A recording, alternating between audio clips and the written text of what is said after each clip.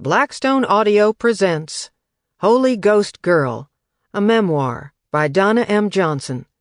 This book is read by Carrington Macduffie. For Amber and Kirk, and for my brother and sisters. There can be no doubt that, as a matter of fact, a religious life exclusively pursued does tend to make individuals exceptional and eccentric. William James, The Varieties of Religious Experience. I understood the stillness behind the sky, but never the words of men.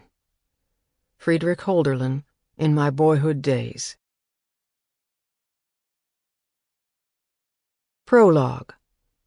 Donna, I don't know if you're coming to the funeral, but I heard Daddy's going to try to raise Randall from the dead. Call me. My sister left the message as my husband and I stumbled into our darkened kitchen, hauling groceries, deli takeout, and briefcases. We had finished another 12 mind-numbing hours at our marketing firm, making deals, finessing budgets, and placating clients, employees, and sometimes each other, racing toward every deadline as though it were life or death. The red light of the answering machine winked at us from the counter. My husband flipped on the overhead light. "That preacher's going to resurrect his son? We're going, right?" I shook my head no and said yes. Randall Terrell had been dead 24 hours. I was still deciding whether to attend his funeral, and everyone else had moved on to resurrection. Even Jesus stayed in the tomb 3 days, but my family had not followed convention, not in life, and apparently not in death. Randall, his sister Pam, and my brother Gary and I spent our formative years traveling the revival circuit known as the Sawdust Trail.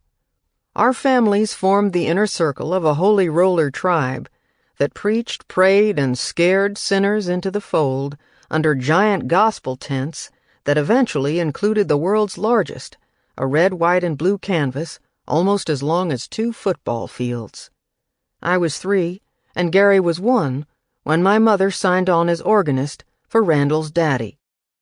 She sold everything and joined the caravan of 18-wheelers, faded station wagons, leaky campers, and other gimpy vehicles that limped and lurched from one breakdown to the next. In later years, a fleet of Mercedes and a small jet would join the convoy, churning a wake of suspicion that eventually led to the downfall of Brother David Terrell, healer, end-time prophet, and as close to a father figure as I would get. We descended on towns like a flock of magpies. Our public address system Sample complete. Ready to continue?